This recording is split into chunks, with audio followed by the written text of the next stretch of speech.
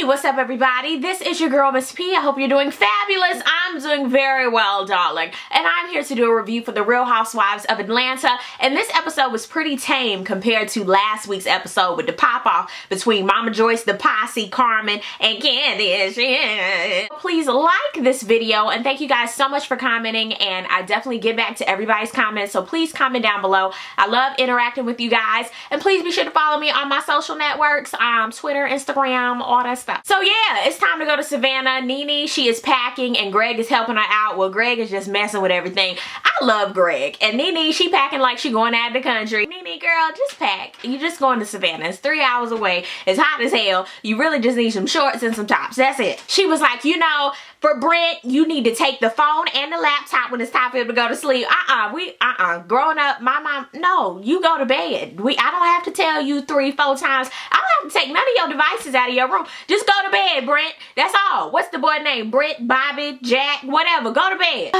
Candy goes to see Cynthia so that she can talk about what happened at the fitting. She was like, and I know you had problems with your mama and Uncle Ben, so I wanted to know what you thought about everything, but let me tell you what happened. So she starts crying after she gets deep into it, like, and I think there'll be a time we should just and Cynthia, she does that model cry where, I mean, a little tear drops, maybe just like a little form of a tear, just gets right there on that cheekbone and it just rests like Jesus blew on it. And I was like, yes, Cynthia, you better do that model cry, girl. Yes. I just wanted to wipe Candy's neck because that tear was running. Like, that was a never-ending teardrop. I was like, can you get that, Cynthia, as a friend? Can you just blot? Girl, and I just don't want the drama. And Cynthia was like, uh-oh, boo-boo, I nipped that in the bud with my mama. I told her that wasn't cool, and I still married Uncle Ben. You gotta check your mama, baby, and go on with Ty. Do what you do, boo, but check your mama. Candy really needed to talk to somebody who has gone through it. And Cynthia, oh my God, that was a mess.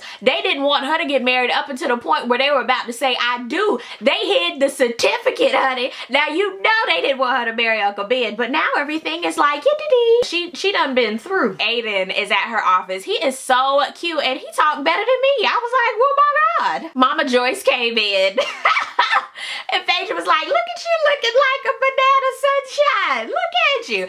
And she was like, you need to speak to Mama Joyce. You need to tell her hello. Don't you want a treat? And he was like, bitch, I don't want no treat. And I ain't talking to Mama Joyce. She is scary as hell and I don't like her. That's the look that he was giving her. You know when kids be looking at adults like this? I don't like her. Mama Joyce wants legal advice and she really wants to talk about a prenup to know exactly where she is in everything. If something happened to Candy, am I still gonna get my cut? All in all, she was like, I really didn't want to talk about the prenup. I know Candy got all that money squared away, but I want to know, why in the hell did you introduce Candy to the help? Why did you do that? Now, I thought that was whack on Mama Joyce's part. Like, why did you introduce her to a worker? I was like, what? And then she went into Candy short with a big head, Ty the short with a big head. Ty does have a nice little balloon head. You know, the little area.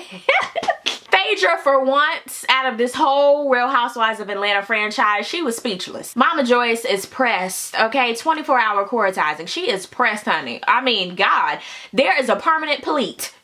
Kenya's getting packed. She mad that they going to Savannah. She's like, do I pack my flip-flops or my Louboutins? I don't know. Good night. I'm so through with Kenya. Get you your flip-flops, put them in that bag. Quit acting like you the ish. And 2 weeks ago on the show, we saw you sitting there at the Holiday Inn. Go to bed. She acting new. She acting brand new. Then she pulling out the gun. Girl, ain't nobody pressed. Ain't nobody checking for you. Portia, she's looking for shoes for this Savannah trip. Why they acting girl? Okay, I'm not gonna lie. When I go somewhere, I gotta buy something new. I'm just saying. It's just a part of life. But Portia is going in Gregory's looking, talking about, oh my God, used to when I would go somewhere, Cordell, he would just foot the bill.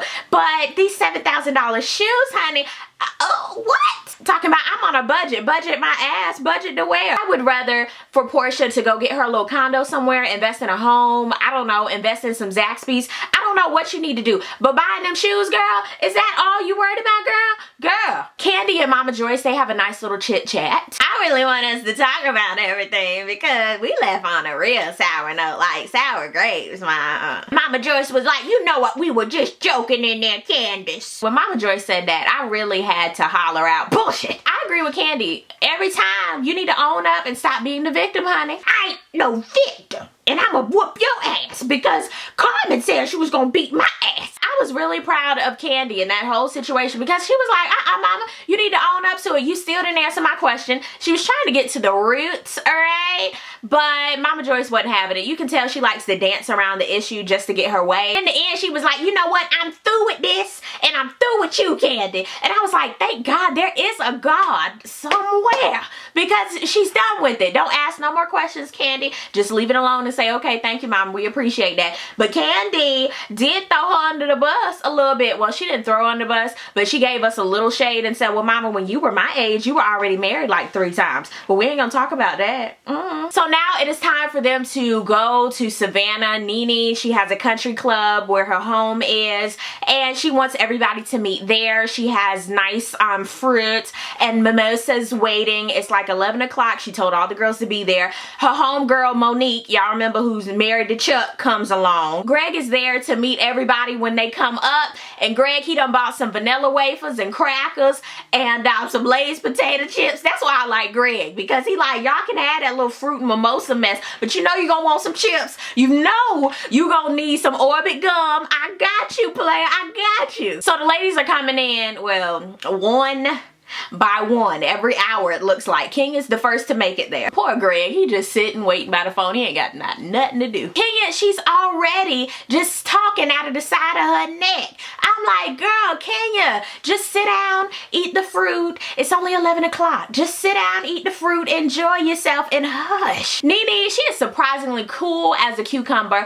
while Kenya is talking that noise because she's like, I'm in a new place. I turned over a new leaflet and I'm not letting anybody step on my toes, okay, honey? I'm the host of this trip and I have to keep my cool, my center, my chi. She introduced her friend Monique to Kenya, and Kenya's like, hey, how are you? How long have you guys been friends? And Monique, she is pressed. Something's off with her to me. It's like she's trying a lot. She was like, Nene and I, we've been friends going on like 13 years, Nene. 13 years, right, Nene? 6 months, 4 days, 12 hours, and 36 seconds. Isn't that right, Nene? Yeah, that's how long we've been friends. We've been friends longer than you. I was like, well, damn, okay, y'all are friends, clearly. Next comes Cynthia and Uncle Ben, and Cynthia like, oh, this is cute, and they all keep strolling in. Around 12:45, here comes Portia. Honey, if you make me wait, I get real antsy, very extra. It's like, there's no need for you to be late. I mean, but an hour and 45 minutes, honey, and we were supposed to be gone no later than 11:30. Oh, I would be pressed too. But honey, you know niggas be late. What were you expecting? Here comes Candy. This was about 1:45. And Kenya was like, honey, why are you late? And she was like, I'm just late. I stopped at Chick-fil-A. I got me a biscuit and a hash brown, and I was waiting for the orange juice, but they weren't gonna have the chicken minis ready for another 15 minutes, so I just waited. That's what it sounded like to me. At least she was honest about it. I mean, at least she wasn't like traffic, honey. And I was just sitting there and there was accidents all over the place. She was like, girl, I went to Chick-fil-A. Phaedra finally got there at 2 o'clock. They are on the bus finally, and y'all remember back in elementary school where you had to line up and the person who was in front of the line thought that they were everything. Come on, get in the line. Even the person who had to be the caboose thought they were doing stuff, and it was like, you ain't nothing. Just stand up there and be quiet. We don't have time. That's exactly what interpreter Kenya thought that she was. She thought she was the head and not the tail of this trip, and she wanted to tell everybody, you are disrespecting my time. You guys, wah.